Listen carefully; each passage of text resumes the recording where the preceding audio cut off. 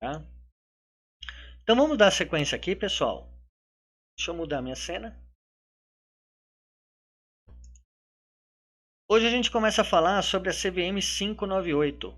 Talvez ela seja o referencial para qualquer investidor que queira entender o que é um call, o que não é um call, e principalmente aos analistas. Ela seria a bíblia do analista, né? Então tem o código de ética, que é como que o analista deve se portar, ou a corretora deve se portar frente a uma situação. Tem a 359, que é referente a como que a corretora deve conhecer o seu investidor, o seu cliente. Tem a questão que a gente estava vendo também de responsabilidade e crime de lavagem de dinheiro, que deveria conhecer como era a sistemática. E agora a gente entra na 598. Tá? A 598 ela regula de 6 de julho de 2010 e ela regula a atividade de analista de valores imobiliários. Ela acaba revogando a CVM 483 e a CVM 538. Na realidade, ela acaba juntando e aperfeiçoando boa parte delas. Então, muita coisa que a gente acabava tendo que decorar de uma ou decorar de outra, essa CVM ela acabou entrando para poder centralizar. Eu deixei até o link aqui embaixo, né? A instrução 598 acaba sendo um arquivo de PDF que você baixa, ou você pode até ver online. Se vocês entrarem lá no site da CVM ou jogarem no Google, né, CVM 598, vai aparecer uma tela mais ou menos assim para vocês. Ó, até minha filha está assistindo. Oi, filha, tudo bem? A Patrícia, minha esposa, minha filha deve estar com o celular dela. Então vamos lá, a 598. O que essa instrução fala? Ela é dividida em 7 capítulos, tá? Esses 7 capítulos dela, ela fala em relação a definições e abrangência, o credenciamento para atividade de análise de valores imobiliários, regras de conduta, regras, procedimentos e controles internos, relatório de análise, e aqui é que entra eu acho que seria a cereja do bolo, né? Que seria a questão de penalidades, né? Se o analista realizar alguma atividade ilegal, ou a forma que ele realizar de forma ilegal, o que pode acontecer com ele? Quais são os trâmites, né? Então, uma pessoa que acaba fazendo um call, dando uma margem de entrada, uma margem de uma operação, e ele está com pensamentos escusos, né, que nem a gente estava falando sobre o inside trading, ou mesmo sobre o front runner, essa ICVM ela já ataca pesadamente isso, para tentar prevenir. Então vamos começar com o capítulo 1, definições e abrangência. Isso inclusive caiu na minha prova, tá? Exatamente esse slide acabou caindo na minha prova. Quando fala definições e abrangência, ele já começa assim. O analista de valores imobiliários é a pessoa natural ou jurídica que, em caráter profissional, elabora relatórios e análises destinados à publicação, divulgação ou distribuição a terceiros, ainda que restrita a clientes. Então, isso é a função ou é a atividade de um analista.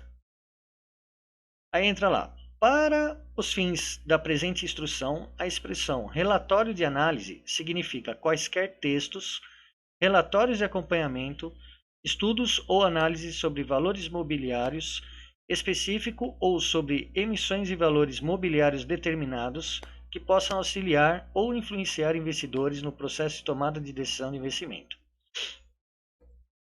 Exatamente foi essa a pergunta para mim. Caía assim,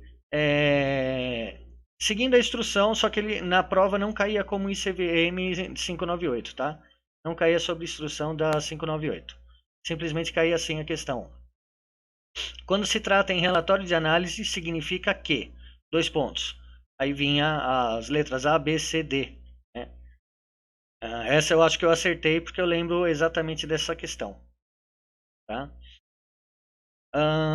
Vamos lá. Exposições públicas, apresentações, vídeos, reuniões, conferências telefônicas e quaisquer outras manifestações não escritas, cujo conteúdo seja típico de relatório de análises, são equiparados a relatório de análise, para o fim de disposto nessa instrução.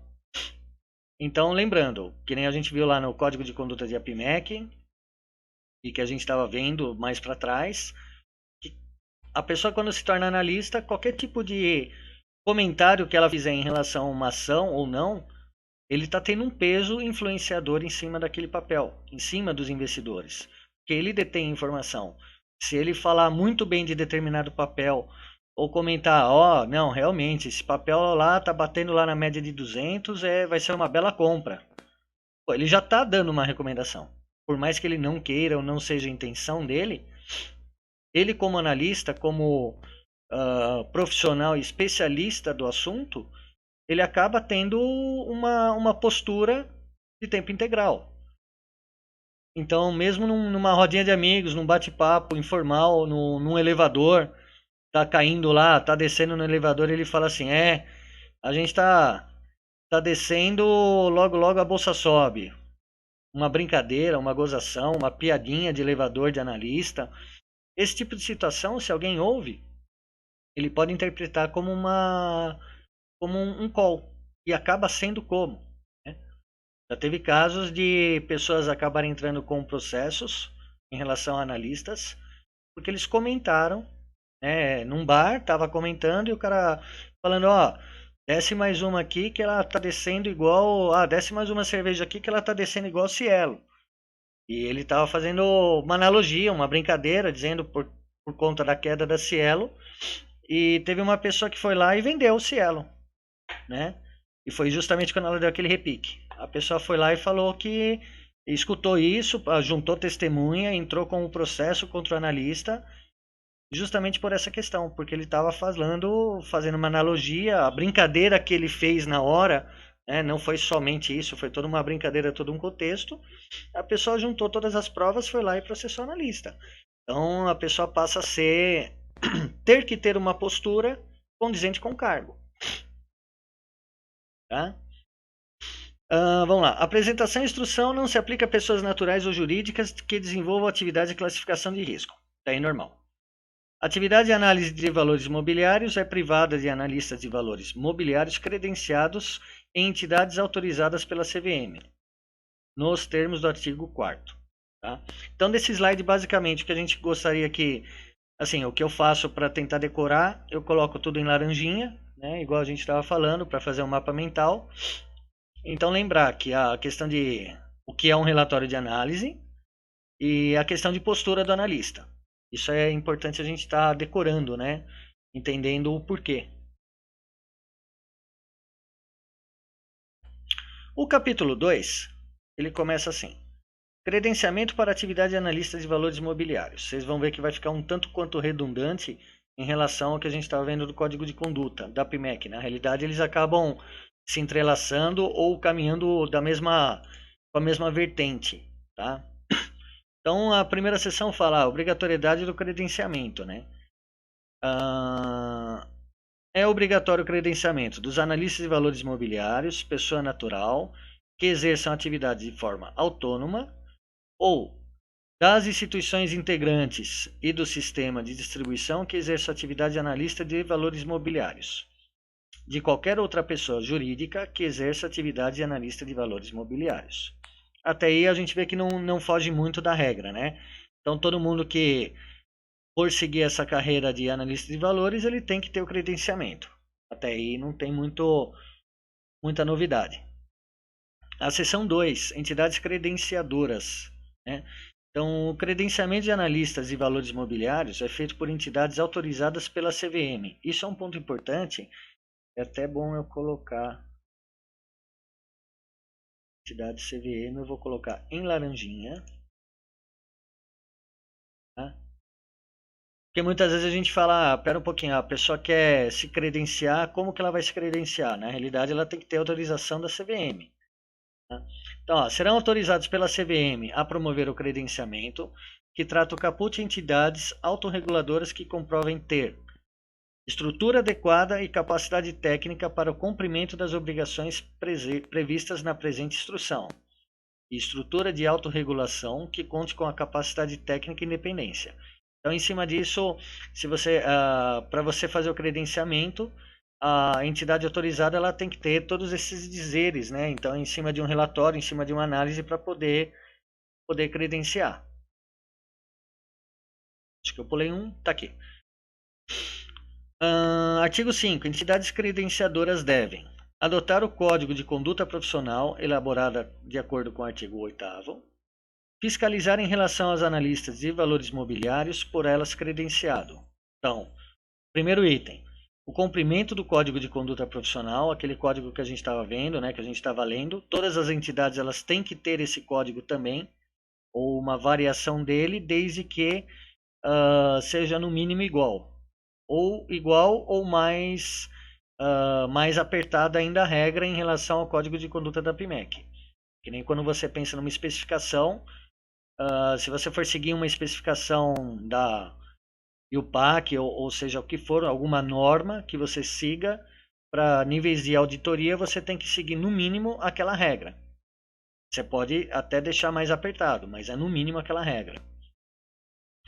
O cumprimento dos dispositivos dessa instrução, até aí tranquilo. Punir infração ao seu Código de Conduta Profissional cometida pelos analistas de valores mobiliários por ela credenciados. Tá? Até aí ele começa já a falar de penalidade. Então esse código ele já começa a mostrar o que acontece se o analista fizer alguma besteira, alguma coisa errada. Né? Aferir por meio de exames de ética e qualificação técnica se os candidatos estão aptos para exercer a atividade de analista de valores mobiliários, pessoa natural. Então, mesmo que a pessoa tenha a certificação, ela tem que passar por um crivo daquela instituição, não é porque ela já tem a credencial que ela pode operar por aquela corretora ou pode fazer entrar para aquele. Né? O Peretti está falando assim, bem parecido com o AI, né, que é o agente autônomo, né, de investimento. Exatamente. Na realidade, Marcelo, o Peretti, tudo isso vai em cima daquele código de conduta, né? Se não me engano, o AI ele tem a 359 para seguir e tem também essas duas que a 598 retira, que é a 483, a 483 e a 538. Elas estão bem parelhas em relação ao do agente autônomo que eu estava vendo você mostrar para gente. Né? Que isso é meio que regra para a instituição, né? Então, mesmo o agente autônomo ele vai acabar trabalhando ou num banco, ou numa casa de análise, ou numa corretora, ela já vai ter que seguir esta regra, né? Então, essa regra ele acaba aplicando para todas as pessoas envolvidas com ela, todas as pessoas que vão tratar com o cliente ou tratar com um tipo de investimento, né? Bom, instituir programa de educação continuada, até isso nada de novo, a gente viu na PMEC isso também, no código de ética dela. Manter em arquivos documentos que comprovem atendimento às exigências contidas nessa instrução por 5 anos. Novamente, volta a se falar a historinha de data de 5 anos. Então, toda e qualquer instrução que a gente viu até agora, né, de regra de arquivamento de informação, seja do investidor, seja do analista, ou seja de alguma operação, ou seja de algum relatório, todos eles, sem exceção, está falando em 5 anos de armazenamento. Então, se cair em prova alguma coisa relativa a isso, qual o tempo necessário, quanto tempo deveria guardar, por quanto tempo deveria reter a informação, já sabe que é 5 anos. Já sabe que de cara vai ter alguma das questões lá vai ter 5 anos. Tá? Manter atualizado o cadastro de todos os analistas de valores mobiliários por ela credenciado. Daí, sem nenhuma novidade. Divulgar em sua página na rede mundial de computadores lista dos analistas de valores mobiliários credenciados. Então, se você entrar no site da tua corretora, vai estar aparecendo lá quem são os analistas que estão naquela casa. Isso é lei. Então, não é falar, é propaganda, colocar um novo analista lá. Não, é lei, é regra. Tá dentro da CVM, da instrução. Então a entidade ela tem que tem que mostrar para o público que realmente, olha, aquele analista pertence à nossa casa. Por que eles fazem isso? Até uma questão de imagem e ser igual àquela quando a gente viu da relação com os investidores, né? O manual de RI que a gente estava vendo, do Marrone, que ele fala essa questão. Você tem que... Você imagina a seguinte situação, eu começo a procurar pessoas que queiram trabalhar, queiram investir, ou via rede social, Facebook, via Zap, grupos de bate-papo. E eu falo, olha, eu sou analista da corretora Batatinha. Pô, vem operar comigo, né? Então eu acabo gerando uma expectativa. O cara fala, pô, o cara manja, o cara trabalha numa corretora, né?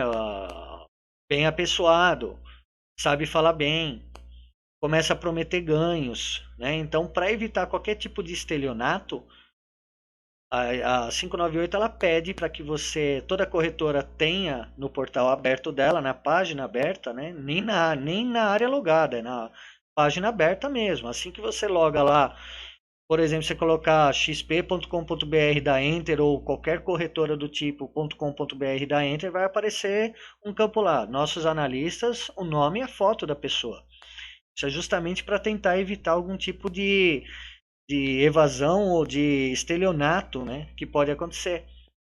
Porque uma coisa é eu falar, eu sou da corretora Batatinha.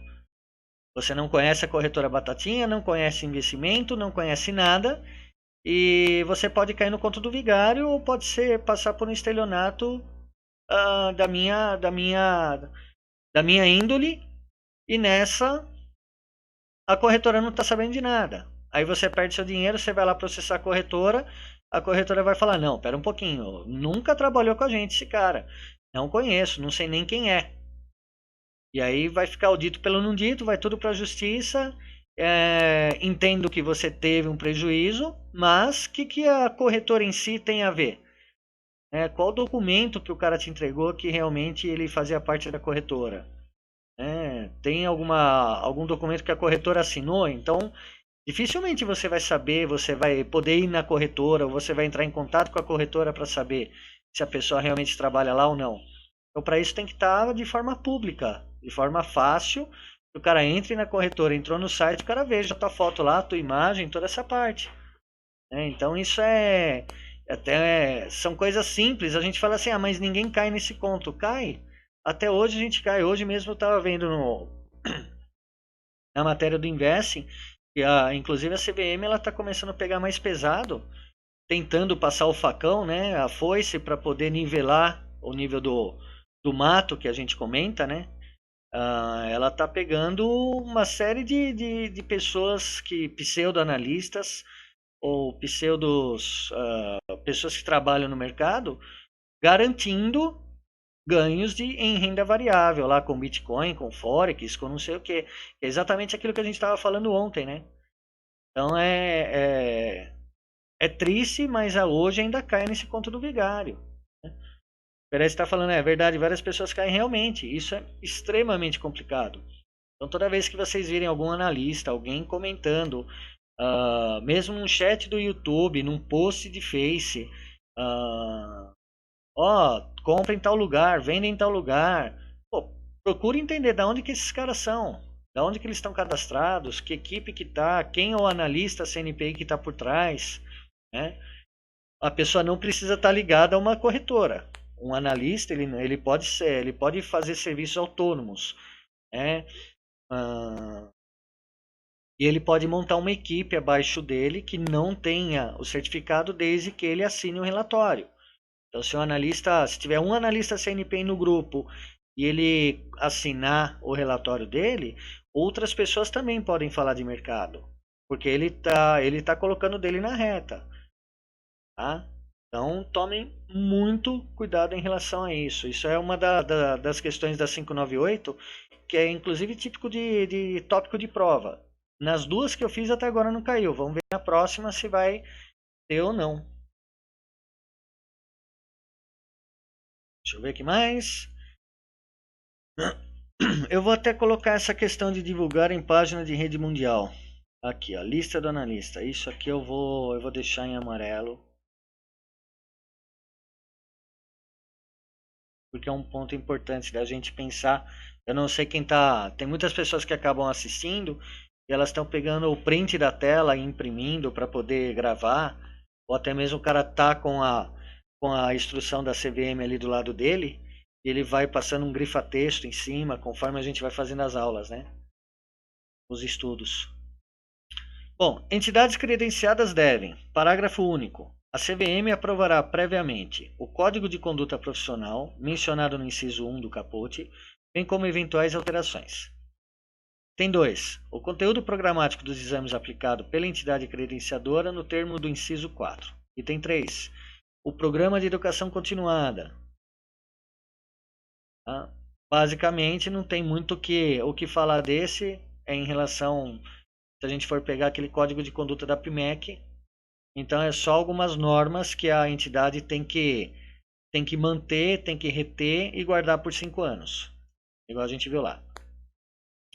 As entidades credenciadas devem fornecer certidões sobre analista de valores mobiliários por elas credenciado, bem como sobre analistas, pessoa natural ou jurídica, que estejam passando por um processo de credenciamento, indicando a regularidade cadastral e eventuais punições aplicadas nos últimos 5 anos. De novo, voltamos a falar a questão de 5 anos, pessoal. Então você vê que é bem recorrente. Qualquer tipo de armazenamento, qualquer tipo de situação tem que ser 5 anos. Então aqui tem um dos motivos de ser 5 anos. Né? Outro detalhe do 6.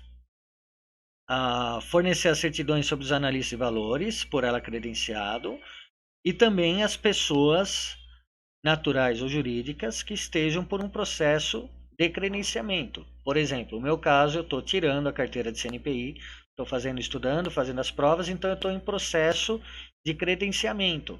Se eu já estivesse atrelado dentro de alguma corretora, essa corretora ela teria que mandar os relatórios que elas fornecessem tanto para a página dela quanto para a CVM, elas já estariam me incluindo e teriam que me incluir nesses relatórios.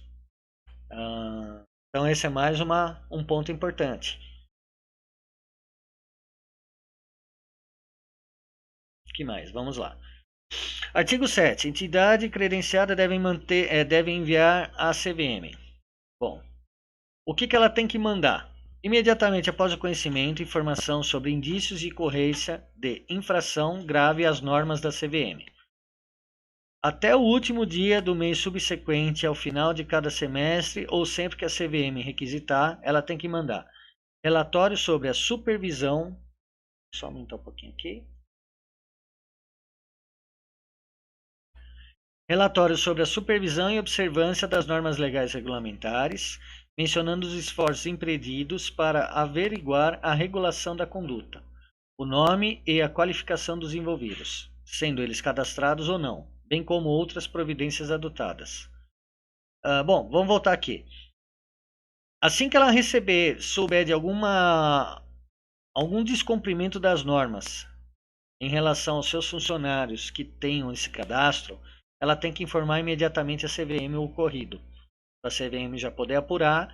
Em cima disso, ela vai ter esse relatório ou ao final de cada semestre ou sempre que a CVM requisitar sobre o que ela averigou, como que está, qual o passo 2 dessa averiguação, o que ela está fazendo para ver se o analista feriu alguma conduta, se ele feriu algum tipo de pessoa com a notificação dele, quem são as pessoas envolvidas, se elas estão cadastradas ou não, e o que a corretora fez. Ou seja, levou algum prejuízo ao investidor? Primeiro ponto, esse é o mais importante para todos. Né? Não teve prejuízo envolvido. Legal, ela vai segurar aquela informação, vai reter por 5 anos e vai poder verificar o que aconteceu. Né? Bom, B, relatório sobre a supervisão e observância das normas do Código de Conduta. Daí, sem problema nenhum, a gente não muda muito, acaba sendo redundante. Outro ponto, até dia 31 de janeiro de cada ano, o relatório contendo a proposta de atuação para o exercício subsequente. Ou seja, se ela está cadastrando vários analistas, ela tem lá e fala, olha, esse analista, ele é o responsável pela carteira de ações semanais. Esse outro analista, ele é responsável para fundos de investimento de renda fixa. Esse outro analista, ele está cuidando de sala de pregão ao vivo. Legal. Então ela tem isso. Até o dia 31 de janeiro de cada ano, ela tem que falar qual que é a atuação e o exercício subsequente. Ou seja, para o próximo ano, o que eles vão continuar fazendo? Vai ter alguma mudança ou não? Ela já tem que prever como que ela vai fazer. Caso ela precise mudar ou alguma coisa do sentido, ela tem que enviar um novo relatório para a CVM, falando, olha, esse analista está saindo da carteira semanal ou está entrando mais uma pessoa para ajudar esse analista em relação à carteira semanal.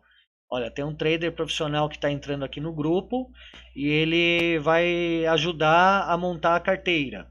Então, tudo isso ela tem que incluir.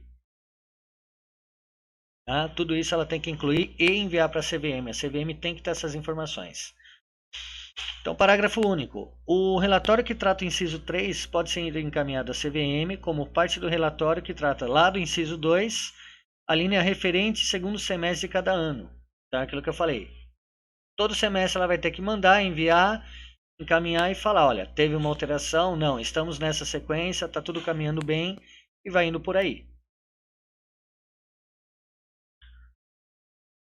Como que tá por aí, pessoal? Tá tranquilo? Entenderam essa primeira parte da 598?